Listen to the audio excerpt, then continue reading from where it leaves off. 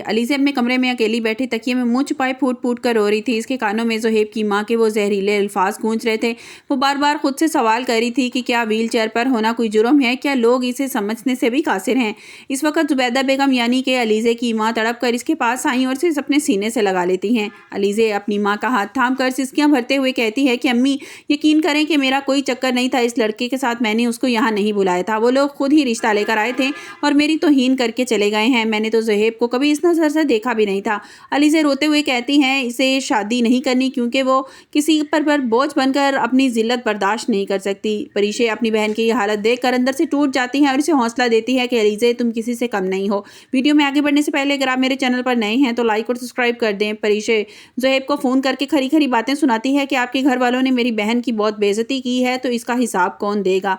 हमने अलीज़े की को शादी के लिए बड़ी मुश्किल से रजामंद किया था और आपके घर वालों ने तो उसका मजाक बनाकर रख दिया है। दूसरी तरफ ज़ुहैब के घर में भी एक अलग ही तूफान खड़ा हो गया है, जहां ज़ुहैब की माँ और बहन के सामने डटकर खड़ा हो गया है। ज़ुहैब की माँ गुस्से से चिल्लाती हैं कि ज़ुहैब, तुम्हारे ऊपर इस मासूम लड़की की मोहब्बत का भूत सवार हो गया है जो चंद ही दिन में उतर जाएगा। वो कहती हैं कि क्या तुम पागल हो गए हो, सारी ज़िंदगी व्हील चेयर को धक्का लगाते रहोगे। ज़ुहैब की माँ और बहन भी जहर उगलती हैं और कहती हैं कि तुम्हारे लिए एक खूबसूरत और पढ़ी लिखी लड़की मिल सकती है, फिर अलीज़े ही क्यों। मगर ज़ुहैब की आंखों में एक अज़म है। वो अपनी माँ से साफ कह देता है कि हाँ, मैं सारी उम्र इसके व्हील चेयर को धक्का लगाने के लिए तैयार हूँ, लेकिन मैं उसको तनहा नहीं छोड़ूंगा। ज़ुहैब कहता है कि अलीज़े एक बाहिम्मत और टैलेंटेड लड़की है, इसकी माजूरी के इसके लिए कोई ऐब नहीं है बल्कि उसकी पहचान है और मुझे वही चाहिए। ज़ुहैब की बहन अपनी माँ को मशवरा देती है कि हमें दोबारा इस घर में जाना चाहिए और उन्हें ऐसा सबक सिखाना चाहिए कि खुद ही वो रिश्ते से जवाब दे दें।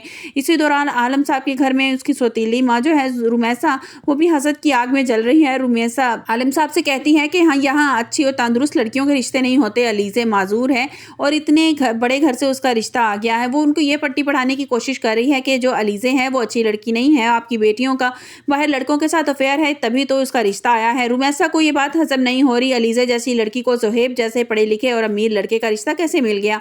वो आलिम साहब को उकसाती है कि इस रिश्ते में ज़रूर कुछ गड़बड़ है, वरना इतना अच्छा लड़का व्हील चेयर वाली लड़की को क्यों पसंद करेगा।